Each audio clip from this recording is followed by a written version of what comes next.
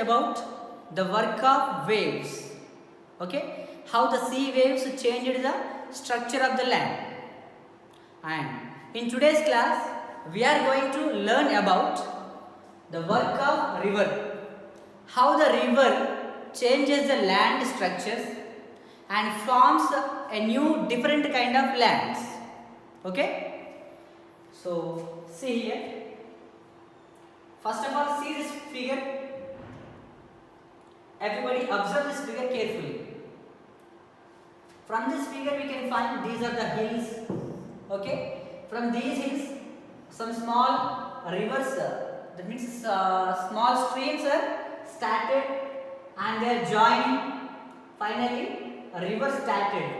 Okay, hills and some small streams are flowing through these river hills. Finally they joined together and one big river was formed, and this river is flowing through a plain area. Okay, now this river is flowing through a plain area. Now see here, this is a plain area. Okay, as the river enters the plain, it twists and forms large bends called as meanders. Okay, here whenever the river enters into the plain area, then the river starts bending like this. Okay, now bending. Do you know how the snake will move? In that way, the river will bends and flows. This kind of bending structure of the land is known as, bending structure of the river is known as meander. Okay, meanders means whenever the river enters into plain area, like this plain area, then river starts bending. Okay, we can see so many bends in this river. All these bending structures of the river are called as meanders. Okay, see, this is one meander, this is one meander. Okay, meanders will be formed. Next, the meander loop cuts off from the river and forms a cut-off lake called an oxbow lake. See, this meander will get separated and some small lake will be formed. This small lake is called as oxbow lake. Okay, oxbow lake means one portion of the meander gets separated. Okay, from this bend, one portion separated and formed like a lake. Okay, now this lake is known as oxbow lake. Next, the river deposits sediments and fine soils particles along its tributary banks and forms floodplain. What happened here? The river deposits sediments and fine soil particles along its banks. That means here on this bank, here, here, here and here. Okay, now this is total bank of the river. This is a right bank, this is left bank. Okay, and in this place what happens? The river, whenever the river bends like this, okay, whenever the river bends like this, the river will deposit some sediments of fine soil particles, sediments and some fine soil particles in these places. Okay, that's why these places are called as floodplains. Okay, floodplains. Floodplains means what? So on the bank of the river, the river will deposit some sediments and fine soil particles. Okay, that edge of the river or bank of the river is known as floodplains. And see here, this is the total floodplain. This is total floodplain. I will show you one more figure also. See here, this total, this area. Okay, the right side and left side. This total area is known as floodplain. Do you understand? Floodplain means the plain area through which river is flowing and depositing some sediments and fine soil particles. And you can see the meanders also. Meander, okay? And one more thing, the raised bands are called levees. Raised bands. Raised means like elevated portion. Raised. See here, this portion is raised. Actually, the floodplain is like this, and the edges rises like this. Observe carefully. This is the floodplain, and the edges are rising like this. This rising portion is called as levees. Okay, the rising portion of the band are called as levees.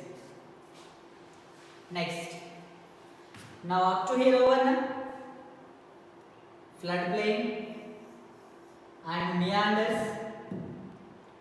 Okay, next levees also over. Now see from here. This is one ocean or sea or lake, any one river, water body. Okay, here as the river approaches the sea, the speed of the flowing water decreases. See here, for example, this is the sea or one water body. From here the river is coming like this. Okay, now river is coming like this. Whenever the river reaches this sea, what happens? The water flow, speed of the water flow decreases. Okay, now whenever the river reaching this water body, either sea or ocean, then speed of this water, what happens? Decreases. Then see here, this is the river, water is flowing, this is sea. Okay, this river reached the sea, then speed of the water decreases. Then what happens? The river breaks like this. Okay, now see my fingers, up to here single river, and whenever it is reaching sea, river breaks into different parts, different streams. This is one stream, this is one stream, this is one stream. Like this, the river breaks into streams. Okay, now you can see this structure here, streams. Okay, all these streams are called as distributaries. All these streams are called as distributaries. Okay, next, finally these distributaries are joining in the ocean or sea. But in between my fingers, see here, this is one stream, this is one stream, this is one stream now. All these are the streams of river. In between two streams, some empty portion, that means land is present now. Here also some land is present, here some land is present, here also land is present. You can see in this figure also. The land which is present in between the streams is called as delta. Okay, the land which is present in between the streams is called as delta. You can see here the deltas, and these deltas are very fertile because all these streams will deposit sediments, fine particles of soil, sand here. That's why the deltas becomes very fertile. Okay, this is about work of river. And one more thing about work of river only, that is waterfalls. Okay, waterfalls. Have you seen waterfall? Do you know the biggest, that means highest waterfall in the world? The name of highest waterfall and the largest waterfall in the world. Okay, Just try to find out the names of highest waterfall and largest waterfall. Okay, and do you know the process of the formation of waterfall? How the waterfall will form? Now let us see here. How are waterfalls formed? Okay, maybe these sentences you can't observe properly. Okay, now not visible. I will explain you. Just listen concentrately. See here. This is the cream color thing. This is one soft rock. Okay, now soft rock. And above this green color, that is hard rock. Hard, very tough. And above that, one river is flowing. Okay, now blue color river is flowing. Here, what is the difference between hard rock and soft rock? Hard rock and soft rock. Difference is, the hard rock will not break easily, but soft rock can be breakable very easily. Okay, now we can break this soft rock easily. And here, because of this river also, the soft rock will break. Okay, now, and the broken particles will be separated. You can see here, whenever the river is flowing above the hard rock and soft rock, the hard rock is same as it is, no change in the shape of the hard rock. But what happened to soft rock? This portion of the soft rock was eroded, that means broken and separated and transported.